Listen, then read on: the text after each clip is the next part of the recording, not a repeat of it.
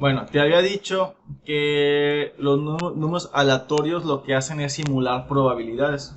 En la clase de probabilidad, en la materia de probabilidad, lo que haces es, a partir de un fenómeno observado, calculas probabilidades de ocurrencia para ese fenómeno.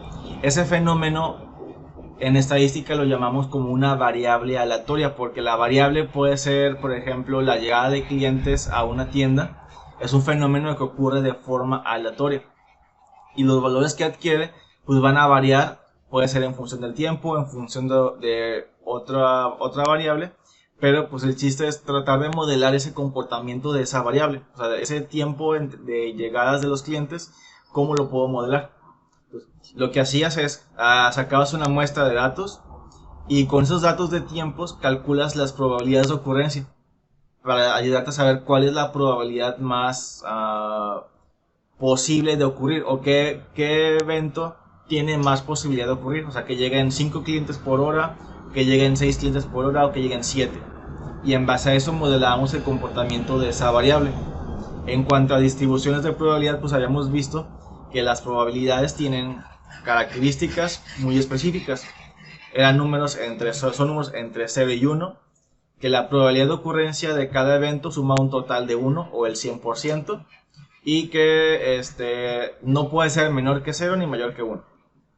Que realmente también coincide con las características de los números aleatorios. ¿Por qué? Porque ahora con los números aleatorios lo que queremos hacer en simulación es que a partir de ese número aleatorio, que es una representación de una probabilidad de ocurrencia de un evento cualquiera, ahora queremos modelar el comportamiento de la variable.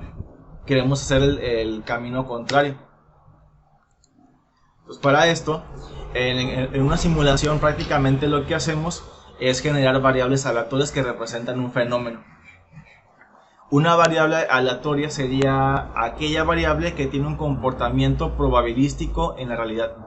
Y en cuanto a tipos de variables aleatorias, pues podemos ver que puede ser llegada de un cliente a un lugar o a una máquina, en general a un servidor. Puede ser el tiempo de atención de un cajero, el tiempo de atención de una caja registradora, por ejemplo, el tiempo que dura una actividad, cuánto tiempo tarda una máquina en procesar cierta pieza o cierto producto. Todos son variables aleatorias. Y aquí bueno, ya vimos que las características de estas variables aleatorias que tienen que ver con probabilidades, pues se tiene que cumplir que la probabilidad de ocurrencia de cada evento posible suma un total de 1 y son números entre 0 y 1, al igual que los números aleatorios. Todas las probabilidades, o todas las variables aleatorias se clasifican en dos tipos. Tenemos variables aleatorias discretas y las continuas. Igual aplica para clasificación de variables en forma general. Las variables discretas son aquellas que se caracterizan porque se pueden medir solamente en números enteros. Por ejemplo, la cantidad de personas en una fila. Solamente puede haber 1, 2, 3, 4, 5 a n personas en la fila. No puede haber 1.5. Entonces, por más pequeña que sea la persona, sigue contando como un entero. Mientras que las variables aleatorias continuas son variables que se caracterizan porque son variables que se miden con números decimales. Tiempos, longitudes, distancias, todo eso se mide con números decimales. Y la característica del tipo de la variable con la que estás trabajando pues va a significar que en el caso del cálculo de probabilidades pues hay diferencias entre ellas. Por ejemplo, las variables discretas, para calcular la probabilidad de un intervalo, significa que para calcular la probabilidad de que la variable tome valores entre A y B es igual a la suma de la probabilidad de cada evento. Si el evento fuera con la probabilidad de que existan 5 clientes, entre 5 y 8 clientes en la fila. Clientes en la fila sería una variable discreta, porque nada más puede ser 5, 6, 7, 8. Así es como la vas a poder diferenciar. Y para calcular la probabilidad de ese evento, de que la cantidad de clientes en la fila sea entre 5 y 8, pues sería la probabilidad de que existan 5 clientes, más la probabilidad de que x igual a 6, más la que x igual a 7, más la probabilidad de que x igual a 8. Sumas todo y te da la probabilidad de entre 5 y 8, que será un número mayor que 0 y menor que 1. Pero si fuera una variable aleatoria continua, por ejemplo, ¿cuál es la probabilidad de que el tiempo de atención de un cajero sea de entre 5 y 8 minutos? En el caso de una variable continua como el tiempo puede ser 5.1, 5.2, 5.3, por lo tanto, esta suma se haría o se convertiría en un número infinito, no acabaríamos. Por eso ese tipo de probabilidades se resuelven como si fueran una integral definida o una y bajo la curva. O lo que vimos en estadística, como que para calcular la probabilidad de un evento sería igual a la probabilidad de que la variable sea menor o igual que el límite superior menos la probabilidad de que la variable sea menor que el límite inferior. Entonces así es como calculamos probabilidades para un intervalo. Y pues tomando en cuenta estos dos tipos de variables aleatorias, también significa que las distribuciones de probabilidad que conocemos, que tú conoces como distribuciones de probabilidad, las que se ven en clase, pues puede ser la binomial, la normal, la uniforme, la de Poisson o Poisson, la exponencial, y están otras más ocupadas en ámbitos de ingeniería tipo mecánica, como las de Erlang o la Weibull. Está la logonormal, hay una distribución que se llama triangular. Hay muchas distribuciones de probabilidades que nos ayudan a identificar o a modelar matemáticamente un fenómeno. Y para modelar el comportamiento de este tiempo, habría un conjunto de distribuciones de probabilidad asociadas. Digo, las probabilidades ya conozco algunas, pero esas distribuciones de probabilidad pues también se pueden clasificar de acuerdo al tipo de variables. Entonces aquí es donde entra la parte nueva o la parte que es diferente a la materia de probabilidad. ¿Qué distribuciones de probabilidad se asocian a las variables discretas? Pues en este conjunto tendríamos primero la binomial. La binomial tiene como parámetros el número de ensayos y la probabilidad de ocurrencia o la probabilidad de éxito del evento que se está midiendo. Tenemos otra distribución discreta. En ese caso tendremos la Poisson, que tiene un único parámetro llamado lambda, que es la letra griega. Lambda es un parámetro que se asocia a la tasa de ocurrencias por unidad de tiempo. Así es como la vas a poder diferenciar. Otra distribución de tipo discreta. Aquí tenemos la uniforme.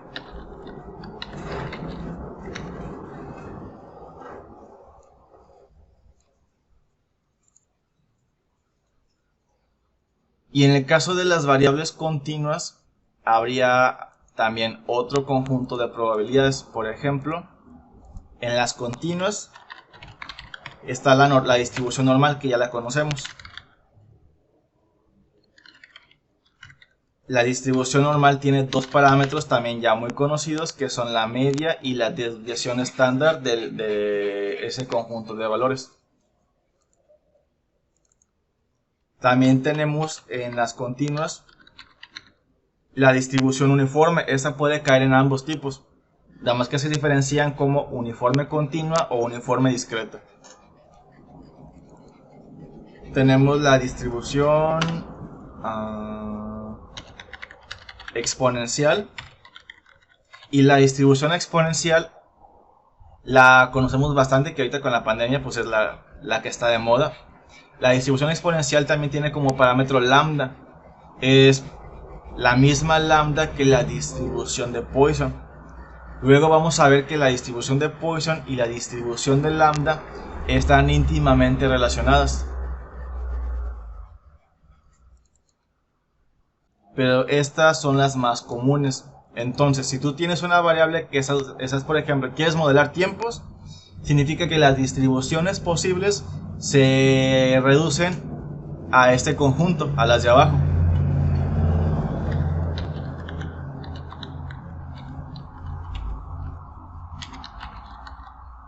Por ejemplo, la distribución de Erlang o la Weibull son otras distribuciones que se ocupan para variables continuas.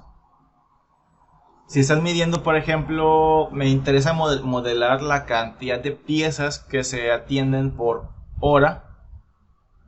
Entonces la cantidad de piezas es una variable discreta, solamente puede ser números enteros, por lo tanto tus distribuciones posibles pueden ser la binomial, la Poisson o la uniforme. Entonces, lo que haces al identificar el tipo de variable, reduces las posibles distribuciones, porque es lo que necesitamos decirle al software de simulación para que me sepa modelar el comportamiento de la variable. Entonces, dado esto, conociendo ya los tipos de variables y los tipos de distribuciones que pueden tomar según su tipo, es que tenemos fórmulas o tenemos generadores de variables aleatorias. Así es como vamos a generar un fenómeno en la computadora. Obviamente esto es generarlo de forma manual o de forma tradicional. Y para cada fórmula, para cada distribución existe un generador, y ese generador parte o surge a partir de la fórmula de distribución de probabilidad. Entonces, si la fórmula de distribución de probabilidad tú le alimentas un parámetro que es el valor de la variable y te arroja una probabilidad, estos generadores de variables aleatorias lo que hacen es que le vamos a alimentar los parámetros propios de la distribución. Por ejemplo, en el caso de la uniforme, sus parámetros son a y b, el límite inferior y superior, y aparte le vamos a asignar un número aleatorio que es una probabilidad.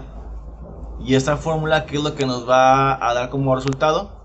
La ocurrencia de un único evento bajo esta distribución. Si es uniforme, significa que puede tomar cualquier valor entre a y b de igual forma. O sea, no va a haber preferencia por algún valor en particular. Y cada variable tiene asociada una gráfica muy característica. Entonces también mediante la gráfica nos podemos ayudar a identificar si una variable se ajusta a una distribución en particular. Si hablamos de una distribución uniforme, pues hablamos de que la gráfica, si tú gráficas todos los puntos, vas a observar que los puntos se distribuyen de forma aleatoria entre dos valores.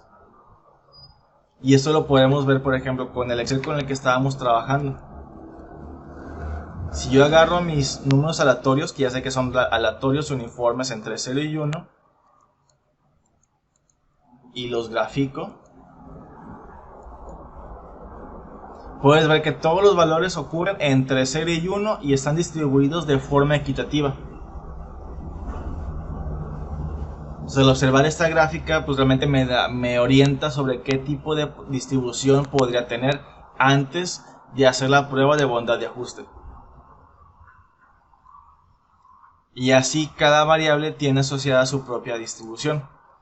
Las que están palomeadas son las que ocuparíamos con mayor frecuencia en la clase de simulación, y en el caso del software que ocupamos ProModel, pues son las que posiblemente podríamos ocupar. La distribución triangular es muy parecida a la uniforme. Tiene como parámetros a y b, el límite inferior y el límite superior, pero con la característica de que tiene un tercer parámetro c, que es la moda. Moda en estadística, como medida de tendencia central, se refiere al valor que más se repite.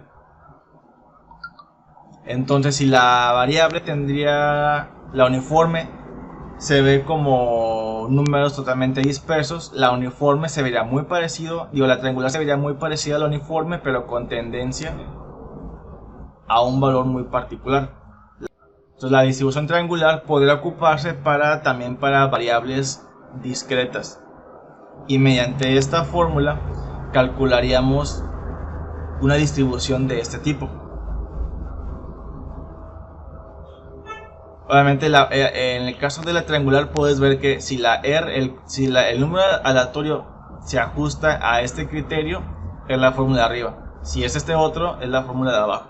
Entonces hay que tomar una adición del valor de RI, y ese valor es en función de A, B y C.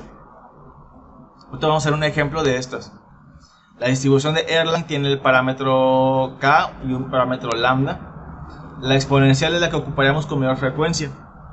La exponencial se calcularía igual como menos 1 entre lambda, que es la tasa de servicio.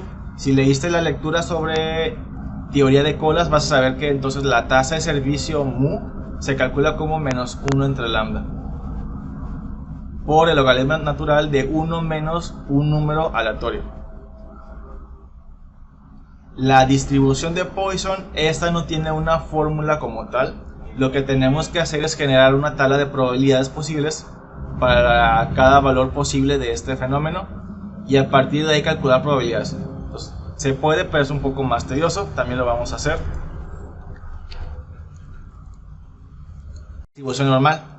El cálculo de probabilidades con la distribución normal es complejo porque se requieren de integrales, pero en este caso lo haríamos con una fórmula de Excel. Si las fórmulas de probabilidad me dan un número de probabilidad entre 0 y 1, requerimos la fórmula inversa para encontrar el valor del evento a partir de la probabilidad o a partir de R. Entonces, esta fórmula nos la podemos ahorrar porque Excel tiene una fórmula que nos va a servir bastante, que son las inversas de las funciones de probabilidad, que ya la hemos manejado anteriormente el semestre pasado.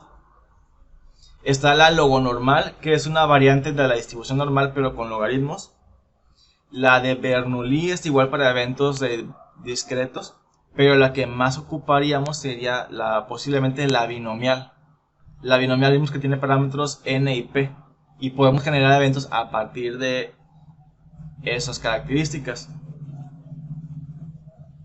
Estas distribuciones las pueden encontrar en el libro. Este mismo cuadro está en el libro, pero aquí la que me interesa son las principales, las que están palomeadas, que son las que podemos generar fácilmente por Excel.